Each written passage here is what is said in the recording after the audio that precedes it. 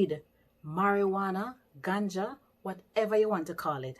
Jamaica has a long-established reputation for having some of the best high grade on the planet. When ganja was decriminalized in 2014, it was a sign of a new hope that the herb many Jamaicans, particularly the Rastafarian community, had fought for many, many years. It was finally going to bear fruit.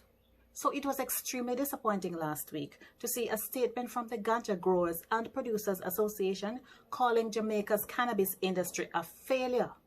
Their statement said, "The regulated cannabis industry in Jamaica is a failed industry, despite the success of a few big pocket licensed operators." The statement blamed both the PNP and JLP administrations for not having the foresight to lead the industry from the ground up, but instead cementing a prohibitive and restrictive approach. A blind man could have said that. The PNP and JLP governments were licky for foreign investor money. From you see them start quote the license application fees in US dollars, you could have tell so them never did a target the small man where a grown ganja farm from Wapikili fill up. The association also pointed to the failed implementation of the Alternative Development Program. Now, this was an initiative launched earlier this year to prevent and eliminate the illicit cultivation of ganja and channel the process through legal streams. This is according to the Jamaica Information Service. It was supposed to aid the transition of small traditional ganja farmers from the illicit trade to the formal industry.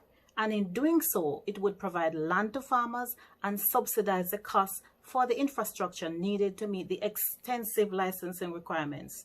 Now, this is important because in order to qualify for a cultivator license, you must either own the land or at the very least be able to show that you have the right to use it.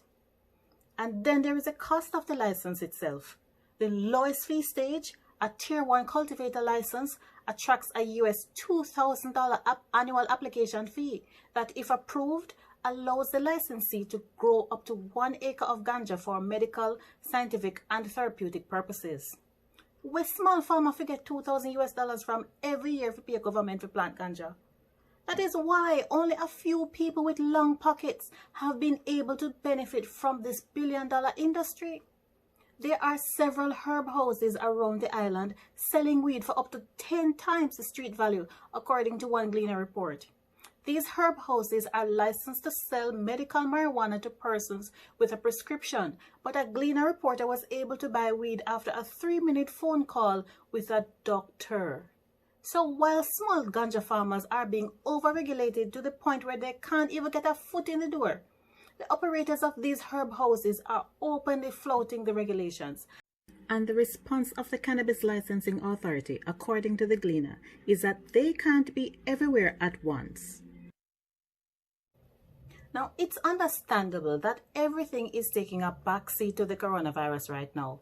But it is absolutely shameful that Jamaica is allowing this billion-dollar industry to take off without the small ganja farmers and the Rastafarian community who suffered, fought for, and were branded as criminals all this time. One good thing though, the 2015 amendments to the Dangerous Drugs Act allows for the automatic expungement of cannabis-related offenses. So, if you or anyone you know has a ganja conviction, go and clear your record. It is a small victory as the fight for our ganja industry continues.